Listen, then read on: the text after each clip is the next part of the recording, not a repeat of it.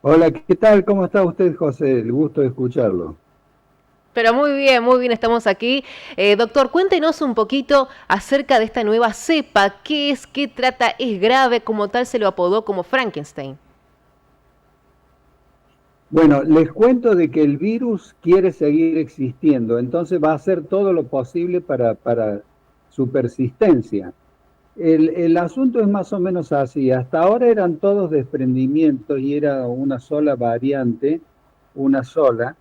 Y acá se dio una cosa muy rara porque se unieron dos variantes en un mismo individuo enfermo y a partir de eso surgió una variante doble que sería llamada Stratus, la unión LF y LG para los inquietos, LP también. Y resulta ser que le pusieron, no los investigadores, sino a alguien de ahí del grupo, debe ser un periodista a lo mejor, le puso Frankenstein. Ahora, ¿por qué le puso Frankenstein? Ahí está el asunto que hay que saber dilucidarlo. Ujú.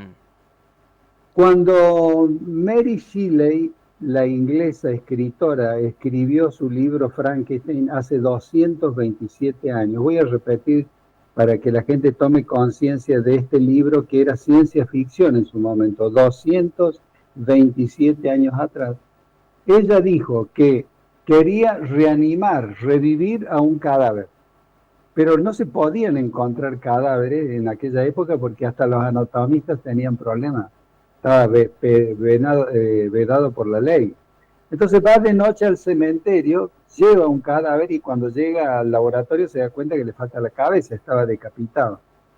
Entonces busca otro cadáver, busca esa cabeza, se la coloca a este y así lo armó. Por eso eran dos cosas que se armaron e hicieron una sola, que es la historia de Frankenstein. Por lo tanto, por eso es que la denominaron así. Pero técnicamente, si uno tiene que hacer una historia clínica o algo por el estilo, tiene que poner Stratus, porque ese es el nombre exacto del problema. Ujú. Esto está muy cerca de Argentina, está en Santa Catarina, llegó al río con los vuelos, con las comunicaciones en general, inmediatamente empezó a difuminarse, ya está tocando el timbre en la frontera y es muy contagiosa, es más contagiosa que lo conocido hasta ahora, porque es como que este desprendimiento de Omicron cada vez se hace más contagioso.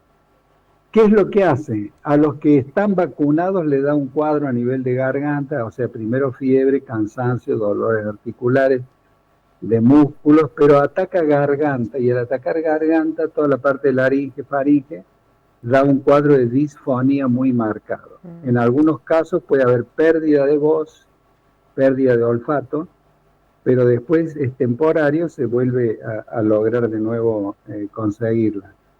El que no está vacunado puede tener algún disgusto, Ujú. porque al no tener ningún tipo de anticuerpos, puede que a lo mejor el virus no se quede únicamente a nivel de garganta y que pueda a lo mejor invadir otros órganos. Por eso nosotros desde el primer día que empezó a hacer frío, Denise, Ujú. lo primero que hicimos es aconsejar a la gente que se coloque en un brazo un antigripal y en el otro brazo un anticovid. Porque el concepto actual es vacuna de COVID actualizada. Independientemente si tengo 4 o 5 dosis actualizadas. Pasó un año, pasaron 2 años, pasaron 3 años ante estos desafíos, porque todavía está el COVID, todavía tenemos gente internada por COVID, poco, pero tenemos. Sí. Todavía se muere gente por COVID, pocos, pero se mueren. Entonces, evidentemente, todos los que yo estoy describiendo, internaciones o fallecimientos, son todas personas sin vacuna.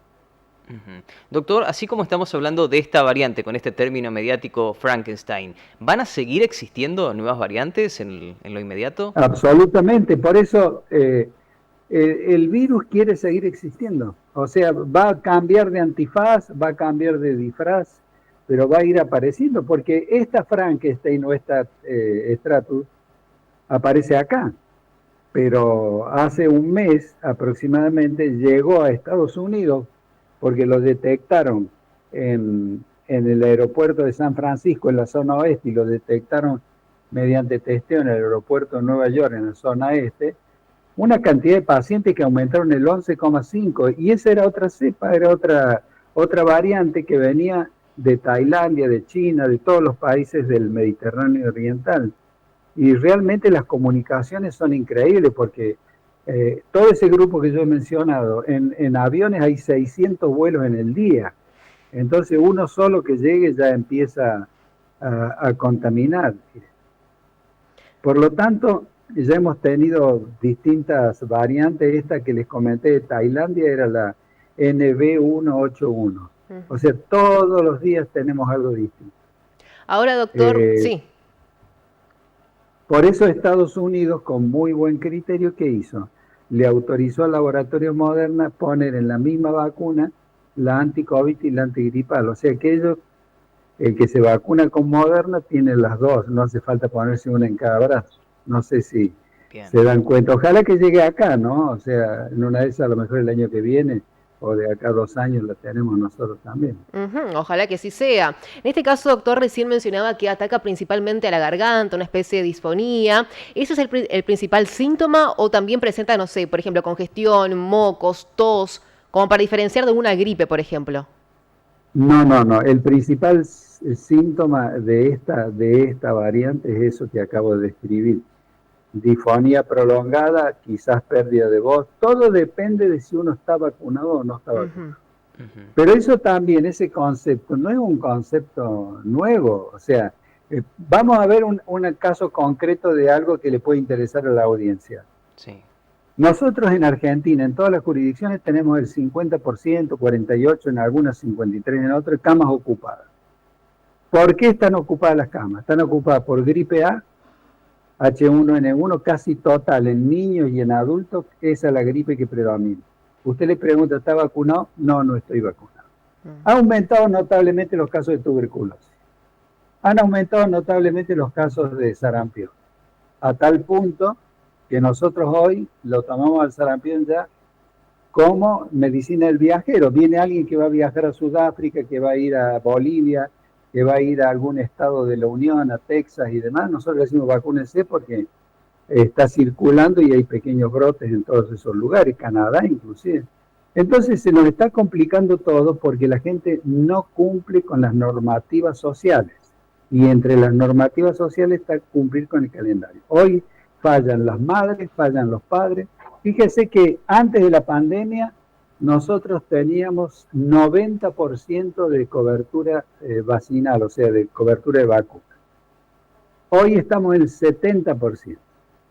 Y lo más curioso es que Uruguay y Chile nos han superado. Pero el mundo científico es chico, yo hablo con todos, sí. Tengo buena relación. ¿Qué nos dicen a los argentinos? Che, nunca creímos que los íbamos a superar. Los paraguayos nos están pisando los talones. Ustedes están cerca de Paraguay. Entonces, ¿qué está pasando?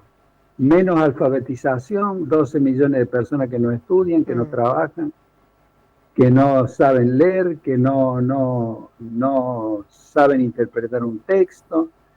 Eso influye muchísimo. Y después están los otros grupos naturistas, llámese, que evidentemente es complicado. Ahí, por ejemplo, llamó una exalumna hace 2 o 3 días, estaba trabajando en el Ramallo, provincia de Buenos Aires. Profesora, acá hay una señora que dice que es ecologista, que no la va a vacunar a su niño. La ley nacional dice que apenas nacen niños hay que poner la vacuna de la tuberculosis.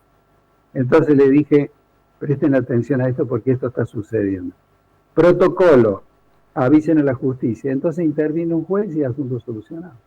Que ya han intervenido 2 jueces, uno en la región centro, otro en el norte, y el que más me llamó la atención fue el del Bolsón, porque el chico casi se muere. Entonces el juez salió y la conminó a la madre con riesgo de prisión, ¿no?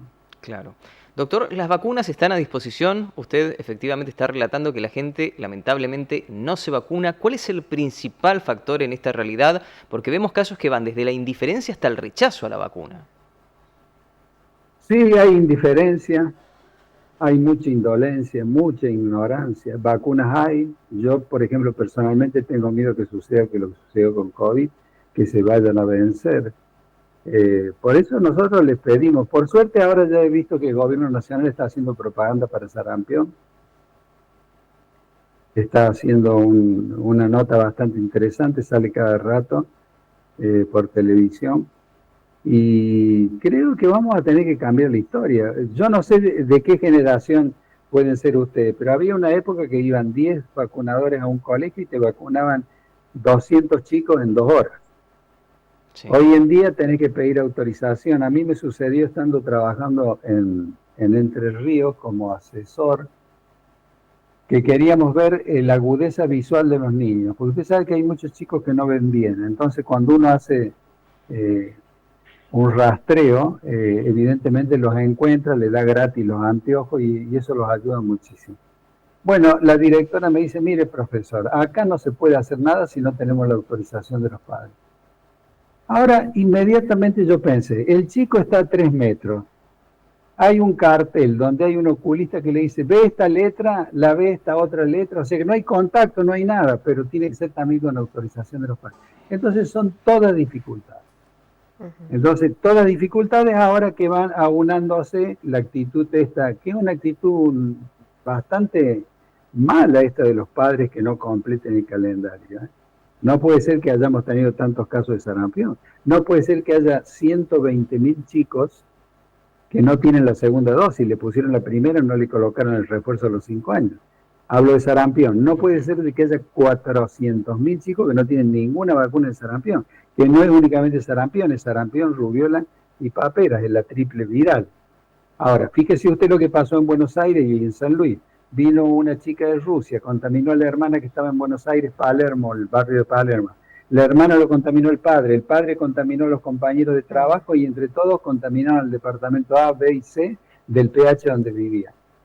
Entonces, es difícil, ¿no?, trabajar así porque, y el sarampión, hay un informe muy interesante que dice, si la vacuna del sarampión no existiera, del año 2000 al año 2024, la humanidad hubiera perdido 60 millones de habitantes. Entonces, como ustedes ven, es una cuestión, un poco lo que decía Hipócrates. Hipócrates, el padre de la medicina, en la isla de Kos, en Grecia, 350 años antes de Cristo, en sus aforismos decía, el indiferente e indolente es el peor elemento en la sociedad para enfrentar una epidemia. Yo le voy a agregar algo. El indiferente no sirve como pareja, no sirve como empleado, no sirve como funcionario. El indiferente es un espanto en una sociedad. Totalmente. Y doctor, haciendo referencia, ¿no?, a este que usted mencionaba recién, de este contagio que se da, resaltar y reiterar las medidas de prevención, de lavarse las manos, del alcohol en gel, de toser o estornudar, ya fuera en el pliegue del codo, porque por ahí esto se pierde, quedó en la época de la pandemia de 2020, pero sin embargo, como acá estamos diciendo, una nueva cepa Frankenstein, y usted bien anticipaba, puede haber más. Sí, Denise, sí, muy atinado tu comentario, se olvidaron de todo. Yo siempre trato de ir, voy a los ómnibus, a los micros, al banco. Hay lugares donde están 2 horas haciendo trámites, todos cerrados, todos tosiendo y demás, ni siquiera tienen la precaución de ponerse el barbijo. Total, después se lo sacan cuando salen. O higienizarse las manos con alcohol. Ahora, ¿qué hace la gente? Lo hemos visto en los micros urbanos. En vez de toser en el pliegue del codo, tosen la mano. En la mano quedan los virus. Después, con esa mano, tomo la baranda para bajar. Y vengo yo totalmente inocente, tomo esa baranda, porque el virus duró 2 horas en la superficie y me contaminó. Entonces, convengamos que se olvidaron de todo, por eso es muy importante lo que acabas de decir.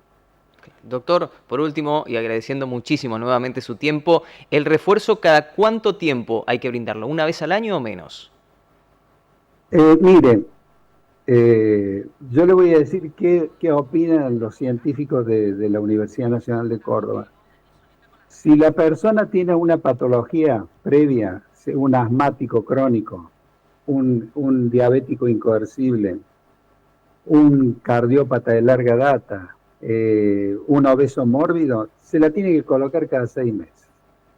Si es una persona bien, que no tiene ningún tipo de problema, sano, bien alimentado, una vez al año puede ser que realmente nos cubra, hasta que llegue la vacuna que tengamos que ponernos la antigripal y la anti-COVID en un solo pinchazo. Pero mientras tanto hay que hacerlo en 2 pinchazos para estar tranquilo, porque no hay duda que no es lo mismo el vacunado que el no vacunado. Y cuidado que todavía nosotros tenemos cepas viejas acá que están dando vueltas, mejor dicho, variantes viejas que están dando vueltas y que todavía nos están dando muchos sustos. O sea, por lo tanto, creo que ha llegado el momento de ser criteriosos, porque lo que se ha perdido es criterio.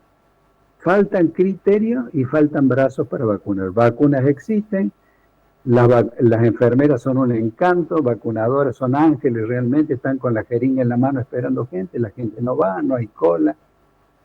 Es complicada la situación. Uh-huh. Doctor, le agradecemos un montón por su tiempo, un placer como siempre charlar con usted, muy amable por su tiempo, gracias. Hasta pronto, un saludo cordial para todos, adiós.